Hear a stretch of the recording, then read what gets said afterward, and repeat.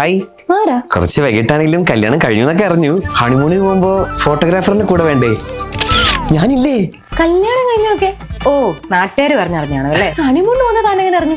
എന്റെ പൊന്നേച്ചി, നമ്മുടെ സാന്റാമോണിക്ക ടൂർസ് ആൻഡ് ട്രാവൽസിന്റെ പാക്ക് ആൻഡ് ഫ്ലൈ ഇല്ലേ, അത് ഈ വരുന്ന 26, 27, 28 തീയതികളിലല്ലേ. ഈ സമയത്ത് കല്യാണം കഴിക്കാത്തവരൊരു ടൂർ പോകും. പിന്നെയാണോ ഹണിമൂണ് കാഴ്ചക്കാൻ പോകുന്നത് നിങ്ങൾ? എല്ലാം അറിയാലോ. പിന്നില്ലേ.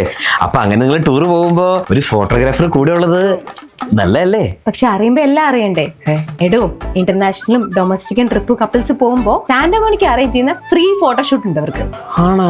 6ൽ കൂടുതൽ ആളുകളുള്ള ഒരു ഗ്രൂപ്പ് ടൂർ ആണെങ്കിലേ കേരളത്തിൽ ഒരു ദിവസം ഫ്രീ സ്റ്റേ ആണ്. 3 ലക്ഷത്തിന് മുകളിൽ ടൂർ ബുക്ക് ചെയ്യുന്നവർക്ക് ഒരു ട്രോളി ബാഗ് സമ്മാനം. കഴിഞ്ഞിട്ടില്ല. ഇപ്പൊ നീ 5 കോണ്ടിനെന്റ് കവർ ചെയ്തിട്ടുണ്ടെന്ന് വിചാരിച്ചോ. 6ാമത്തെയും 7ാമത്തെയും കോണ്ടിനെന്റ് കാണാനുള്ള free visa Santa Monica tours and ട്രാവൽസിന്റെ വക അബ്സല്യൂട്ട്ലി ഫ്രീ. ഇത്രയൊക്കെ ഉള്ളപ്പോ എന്തിനാ പുറത്തുനിന്ന് ഒരാള്?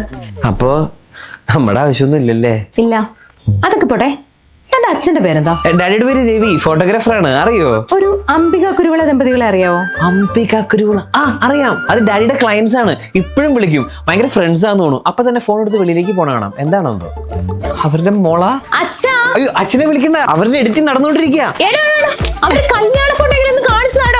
പക്ഷെ അതിനകത്തൊരു പ്രശ്നമുണ്ട്. ചേച്ചി മിസ്സിംഗ്. കുഴപ്പമില്ലേ?